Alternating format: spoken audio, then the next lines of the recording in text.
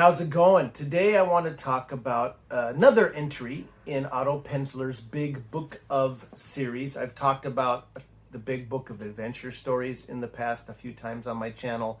I also did a survey of all 15 or so big book anthologies that Otto Penzler worked on before.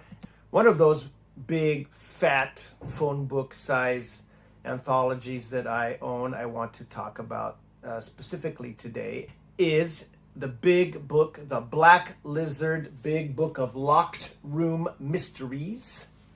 Now, Locked Room Mysteries is kind of a subgenre, of course. The Locked Room Mystery is a subgenre of detective fiction, mystery and detective fiction, where there has been usually a murder. Sometimes it's a theft, but quite often it's a murder, and the body is found in a place, a building, a room, a cave, on the beach, whatever. Somewhere, if there's not a locked door, there's some place where it's an impossible crime. It looks like no one could have got to this person to kill them. And, fans of fair play, fairly clued murder mysteries love these kinds of stories. And a lot of people specialized in them, notably Dickson Carr, creator of Gideon Fell, and there is a Gideon Fell story in this. And, of course, also Henry Merivale, many other characters that Dickson Carr came up with. And there's many modern practitioners of the locked room murder mystery as well. So, good old Otto Penzler has assembled a huge variety of tales with various aspects of locked room murder and locked room mystery. And I want to go through a few of these right now. I by no means have read all or even most of these stories. That's the kind of delight, the benefit of these big chunky anthologies. This one clocks in at, what is it? Somewhere around, 1,000 plus pages, I'm sure. Let's see. No, not quite. 941 pages, but of double columned pages. So, it packs a ton of stories and a ton of fiction in here. Now, for some reason, these are lovely editions. They're really nice, easy to read for their size and weight. But this one, the paper is, of a modern stock that yellows fairly quickly. This one's already starting to yellow in some ways, and I got a bit of, I don't know if you can see it, kind of some parts that are a little bit of warping on the pages slightly.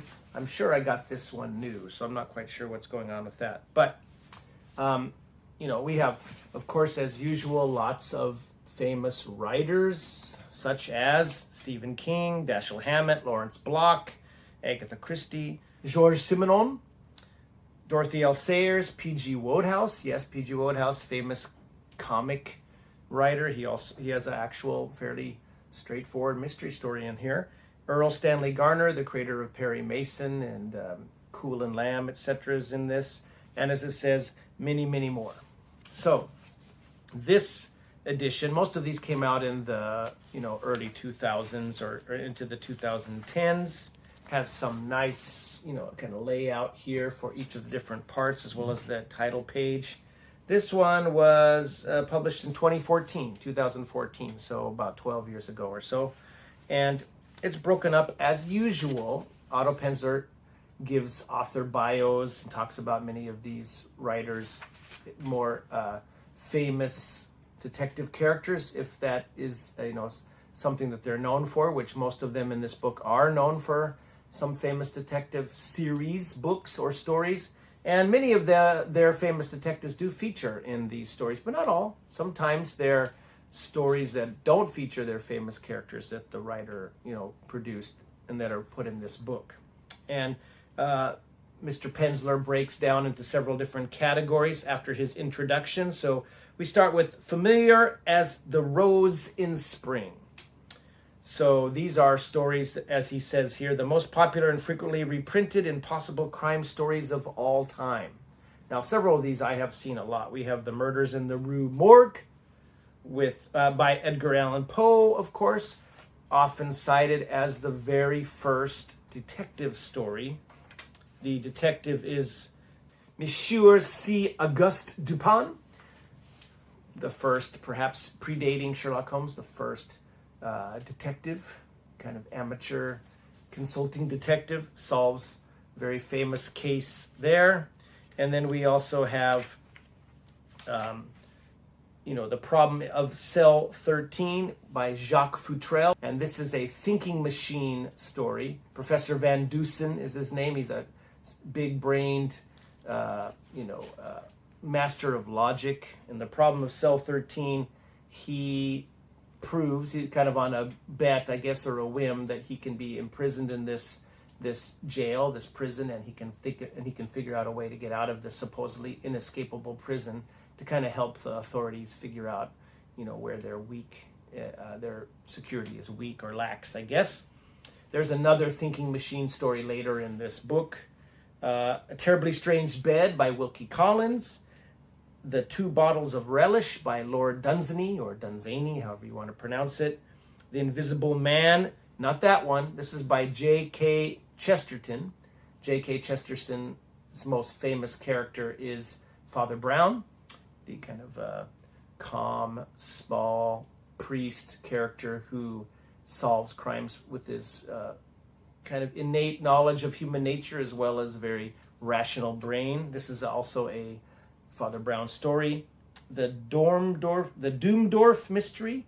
The Doomdorf Mystery by Melville Davison Post. Now, this is an Uncle Abner story.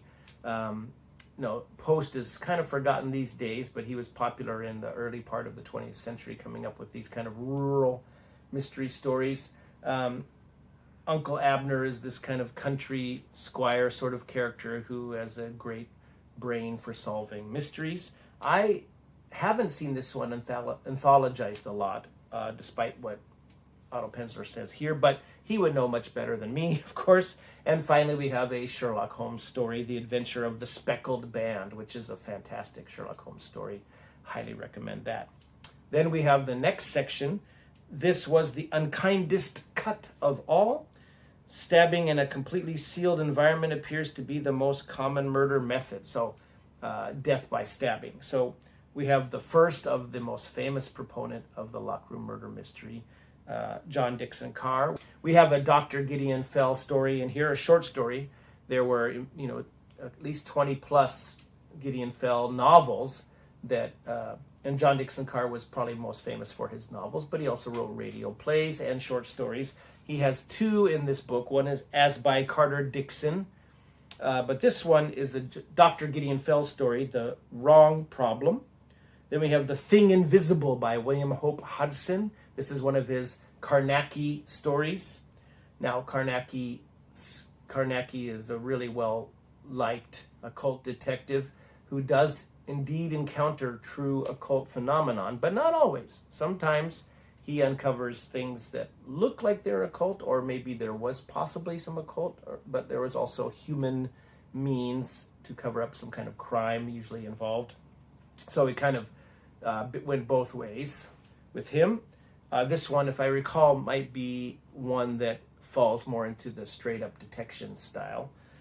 Then we have The Department of Impossible Crimes by James Yaffe. We have The Aluminum Dagger by R. Austin Freeman. That's a Dr. Thorndyke mystery, Thorndyke is kind of a Holmesian style detective from that same time period, the Victorian era. If anything, colder and more aloof than Holmes himself. And he has his own Watson figure as well, a doctor as well, but I can't remember his name. But they're not slavish copies of Holmes stories. They're interesting in their own right. I have a collection of Dr. Thorndyke mysteries elsewhere here on my shelf. We have The Cruel Needle, Cruel spelled Crewel, by a writer named Gerald Kirsch. I'm not as familiar with that one. The Doctor's Case by Stephen King. Now, Stephen King here is writing a Sherlock Holmes pastiche. And we have A Knife Between Brothers by Manly Wade Wellman. Now, I did read this story recently. This is a story about a Navajo, I believe he's Navajo. No, he's a Tshisha policeman on a reservation. So it's a tribal police, he's a young chief. His grandfather runs the kind of clerical side, and he's kind of given one of his first murder cases. And the young tribal policeman's name is David Return. And I think Wellman wrote more than one story about David Return, but I don't quote me on that. I'm not quite sure. But Wellman is much more famous, just like William Hope Hodgson and Stephen King, for his supernatural, weird fantasy tales. But here he has a straight up detective story, and it's pretty cool, about two elderly Indian Native American brothers who are fighting over some missing money, and one of them ends up dead. And who did the crime? It's an interesting story. Well done. We have The Glass Gravestone by Joseph Cummings. We have The Tea Leaf by Edgar Jepson and Robert Eustace. Now, Robert Eustace appears a couple times in this book because he was a scientist.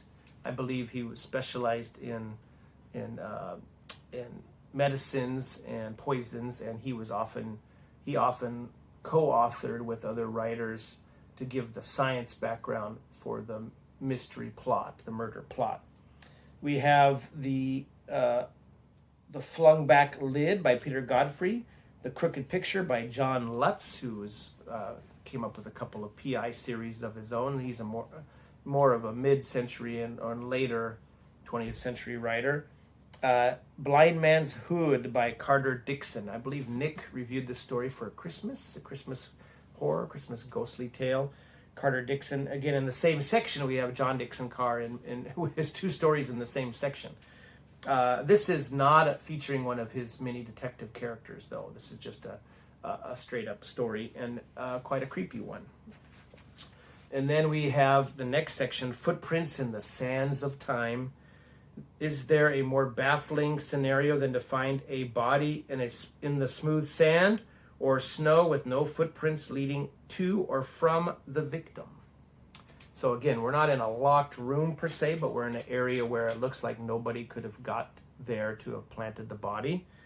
We have 6 stories here, and first of a couple from Edward D. Hook, who's was a modern proponent of the short story. He wrote almost chiefly short stories, and he wrote hundreds of them with multiple different characters. This is The Man from Nowhere. This is a Simon Ark story. Simon Ark, supposedly a 1,000-year-old or Coptic priest who shows up befriends a doctor in the contemporary times to solve seemingly impossible crimes. These are of the kind of Scooby-Doo vein, I guess, where they have various supernatural components and weird elements, but they're all really done. The crime is eventually proven to be done by a human means.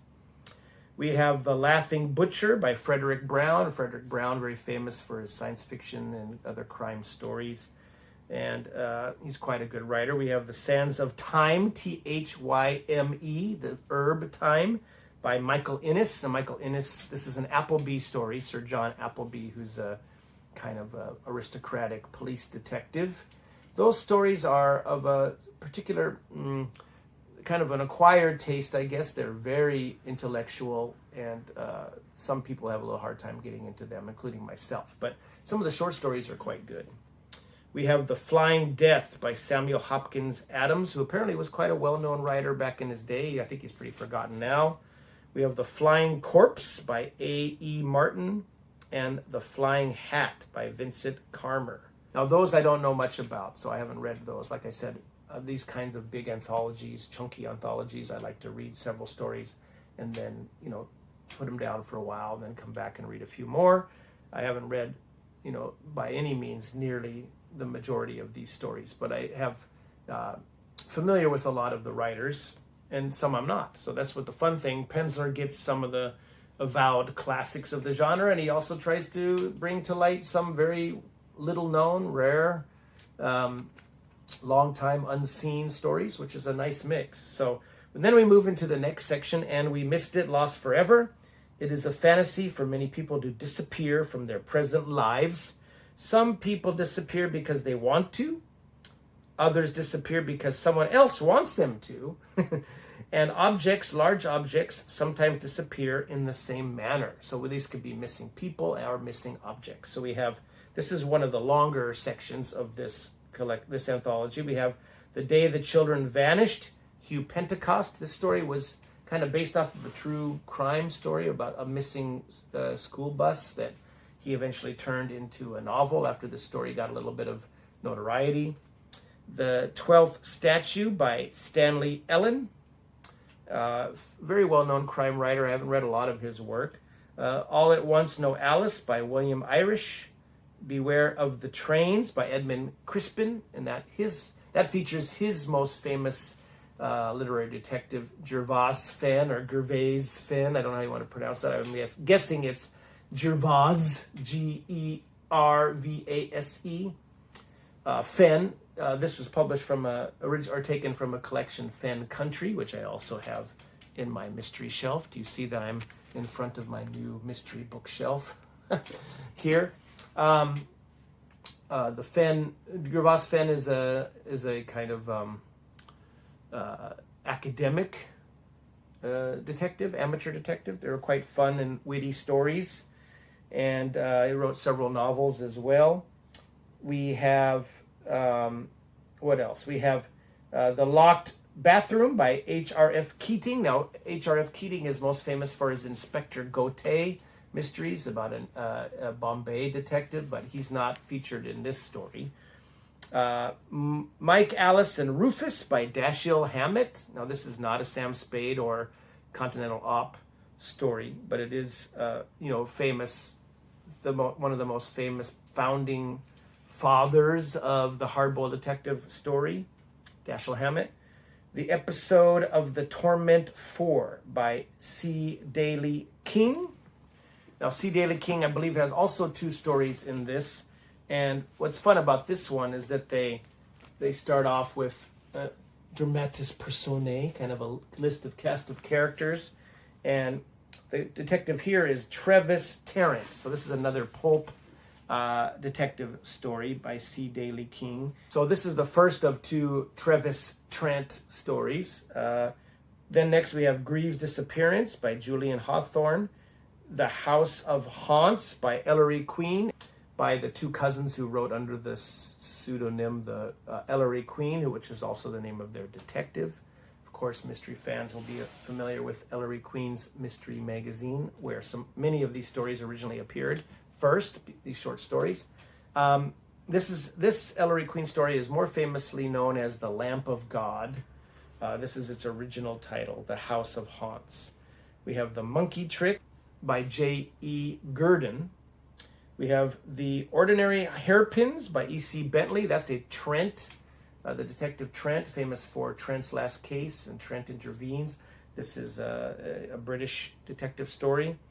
We have The Phantom Motor. Jacques Futrelle returns again with another thinking machine, Professor Van Dusen story. The Theft of the Bermuda Penny by Edward D. Hook, again comes back with one of his Nick Velvet stories. Nick Velvet is a thief who solves crimes, kind of in the process of stealing something. He comes across the body or whatever and tries to help the police out because he's all about stealing, but he's not about killing. We have Room Number 23 by Judson Phillips. Okay, and then we get into the next section. How easily is murder discovered? There are so many ways for the creative killer to accomplish the act. So I guess this is creative means of locked room murder. We have The Burglar Who Smelled Smoke by Lawrence Block and his wife, Lynn Wood Block. And, of course, this is Bernie Rodenbar, one of Block's long-running series characters. There are several novels about Bernie Rodenbar. These are a little more lightweight than Block's perhaps more famous Matthew Scudder, Alcoholic P.I. series of novels. Those are excellent books, too. We have the Kestar Diamond Case by Augustus Muir. The Odor of Sanctity by Kate Ellis. The Problem of the Old Oak Tree, Edward D. Hook, again returns, 3rd time, the modern master after John Dickson Carr of the Locked Room Murder mystery, and this is one of his Dr. Sam Hawthorne stories. In a previous video, I talked about some of those stories. Dr. Sam Hawthorne, these are historical period murder mysteries, I believe, set in the 1920s. And this is one of those. We have The Invisible Weapon by Nicholas Old. We have The Confession of Rosa Vitelli by Ray Cummings. Now, Ray Cummings is far better known as an early proponent of the science fiction story, The Girl in the Golden Atom, etc. But he also wrote some mystery stories, like a lot of pulp writers did. They wrote in all kinds of genres. We have The Locked Room to End Locked Rooms by Stephen Burr. Then we get to Shoot If You Must. It may not be terribly original, but shooting someone tends to be pretty effective. So these are locked room shooting murder cases, I guess. This is another pretty large section. We have Nothing is Impossible by Clayton Rawson. This Clayton Rawson was a real-life magician who wrote about 2 magician detective characters. This is his most famous detective character, the Great Merlini. The Great Merlini, there's several novels, including The Footprints on the Ceiling, which I need to get my hands on one of these days. I think I have it in an ebook form, but not in a actual novel, hard copy form. And now I also have a collection of his short stories with the Great Merlini solving various cases. And this is a good one. I have read this one. Where Have You Gone, Sam Spade by Bill Pronzini. Now, Pronzini's name is probably well known to a lot of viewers, a lot of readers for many of his anthologies he did. He did a lot of excellent anthology work in the Westerns field, in supernatural and horror tales, and also the detective novel and story. He had a famous running series of detective stories called Nameless, because we never get the name of the detective. He's a PI. I don't know if this is a PI, if this is a nameless story or not. It's narrated in the first person, so it could be a nameless story. We have In a Telephone Cabinet by G.D.H. Cole and M.I. Cole. This is a husband and wife Golden Age detective novelist team that featured a Scotland Yard detective in their cases. Death Out of Thin Air by Stuart Cowan. We have The Dream by Agatha Christie. The Borderline Case, Marjorie Allingham. This is a Campion short story, and quite a good one. I read this one also recently. Again, it's good for, and not so much in the story itself, but in the atmosphere it communicates, because it's a really hot, oppressive day in London, probably when this was written somewhere in the 30s or 40s, and Stanislaus Oates Campion, the gentleman amateur detective Albert Campion, seemingly, just an ordinary looking guy wearing spectacles and kind of vanishes into the background, but he's got a shrewd mind, and he's he has a fantastic ability to solve murder cases. Anyway, he's hanging out with the artist friend in their hot studio, and this Chief Inspector Oates comes and tells Campion and the narrator some of the details of this murder case, and Campion solves it right there while he's listening. Then we have The Broadmoor Murder by Melvin Davison Post. This is the same author as the earlier Uncle Abner story, but this is a different character investigating this case. We have The Man Who Liked Toys by Leslie Charteris. This is a Saint, Simon Templar story.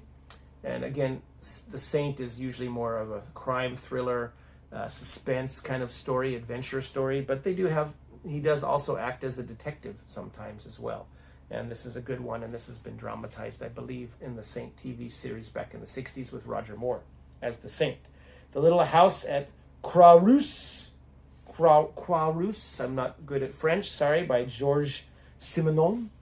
This is not a Maigret story, though. This is just another crime story. Then we have the last 3 sections here. We have Stolen Sweets Are Best. How does a thief remove valuables from a closely guarded room? It seems impossible, but... ... So perhaps these are mostly about theft and not murder, although murder may crop up in these as well. The Bird in the Hand by Earl Stanley Garner.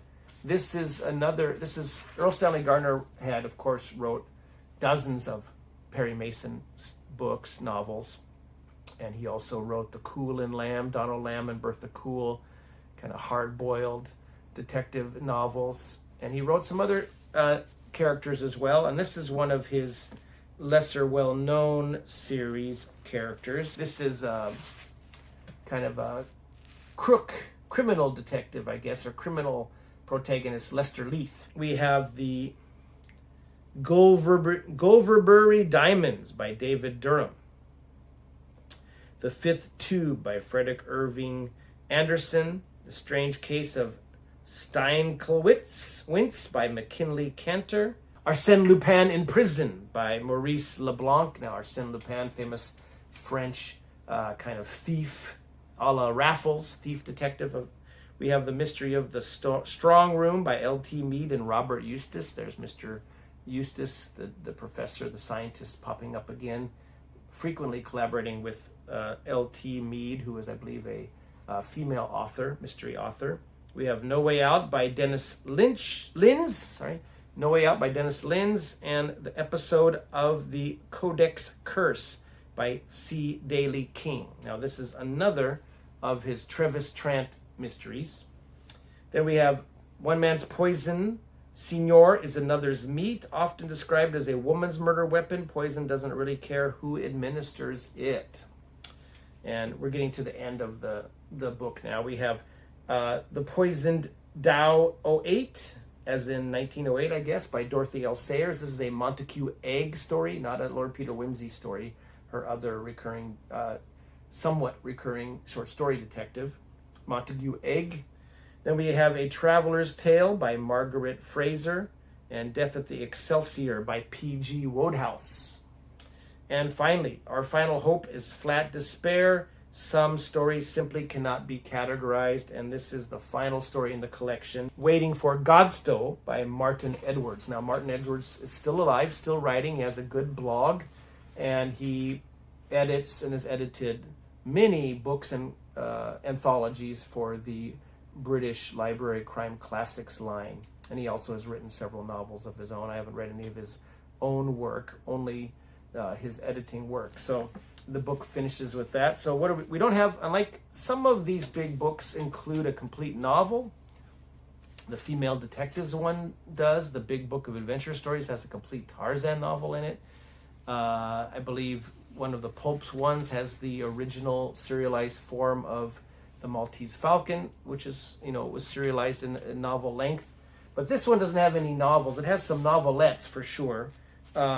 I'm trying to count how many stories are in this thing. We got 68 stories in this sucker. And again, unlike some of the earlier volumes that have illustrations, either from the pulps or elsewhere in them, we don't have this in here, unfortunately. But we do have tons and tons and tons of text and lots of good stories. And we do have the fun little, key lock or door handle lock to show the locked room vibe of these stories. Anyway, another really excellent anthology Otto Penzler has put together here. I can't vouch that all stories are great, but Penzler has a really good eye and a huge knowledge of especially mystery and detective and suspense stories, pulp stories, etc. And you can usually be relied on to pack really good contents into these anthologies. So if anyone has this particular collection and has read some of it and you have any thoughts about it, please share them below in the comments if you have the time and have the will or interest. And if you haven't got any of these big book of anthologies, boy, I recommend them. They have ones, ghosts, vampires, zombies, adventure stories, espionage, female detectives, etc. So that's all for me for today. I hope you enjoyed that little rundown of this anthology, and I will talk to you in a future video. Hope you're enjoying whatever you're reading. Take care, and we'll see you again.